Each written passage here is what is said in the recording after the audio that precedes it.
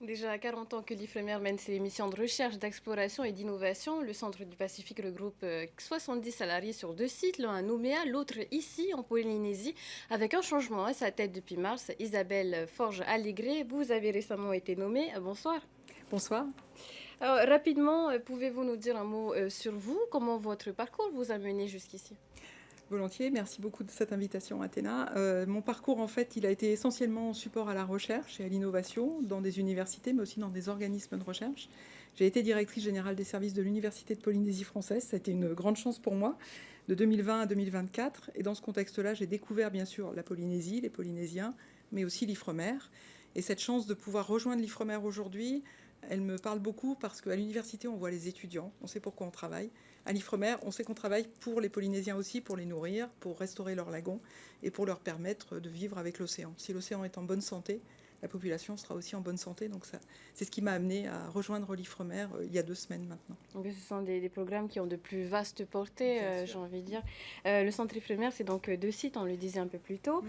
On a l'occasion de mettre en lumière les programmes menés ici, notamment à Veirao. Mm. Y a-t-il des projets que vous suivez particulièrement, vous, personnellement? Alors moi, mon travail, c'est de donner toutes les meilleures conditions possibles aux scientifiques, pour aussi bien en Calédonie qu'en Polynésie, pour déployer toutes leurs connaissances pour qu'ensuite ça puisse être transféré.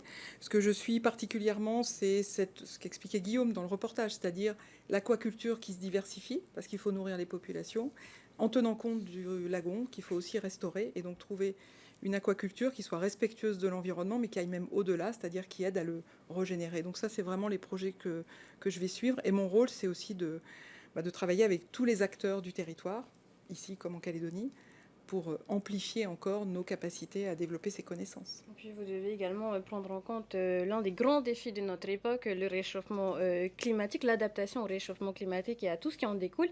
À ce niveau, quel est votre rôle exactement?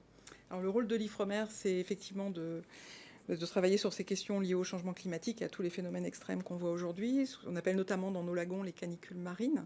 Donc le travail sur les questions qu'on connaît, qui sont bien publiées aujourd'hui, sur le réchauffement, le blanchissement des coraux, c'est un point important. Il y a une autre espèce qui est aussi très très sensible au changement climatique, c'est le rori. C'est pardon le bénitier, excusez-moi.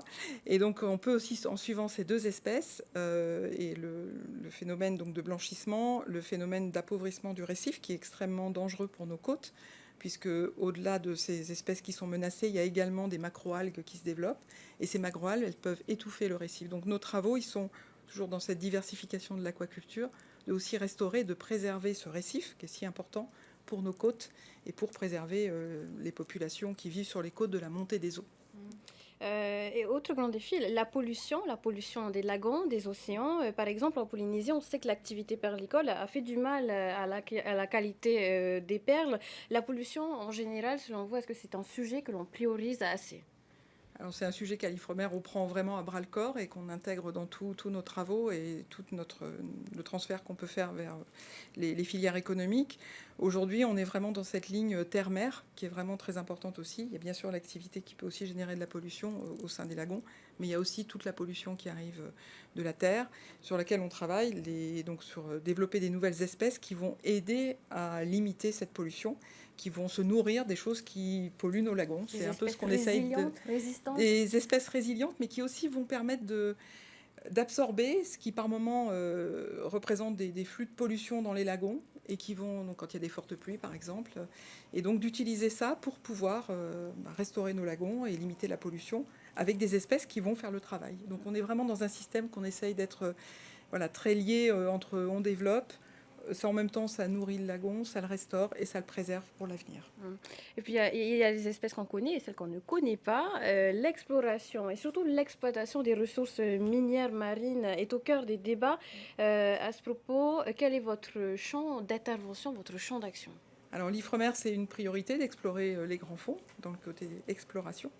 L'autre grande priorité, c'est un océan sain et nourricier, qui est vraiment essentiel aujourd'hui. Donc l'exploration, on a besoin de connaissances sur les grands fonds. Aujourd'hui, on ne les a pas, ces connaissances.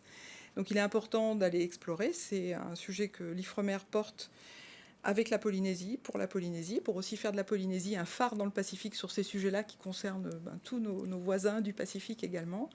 Donc c'est un sujet sur lequel l'Ifremer met ses moyens. Ce n'est pas des moyens qu'on a ici aujourd'hui, c'est des moyens de l'Hexagone, mais on va déployer une chaire scientifique, donc des scientifiques qui vont venir pour pouvoir explorer ces grands fonds et voir donc la partie meilleure connaissance. Aujourd'hui, on a vraiment un devoir de connaissance de ces grands fonds avant de prendre toute décision sur son exploitation.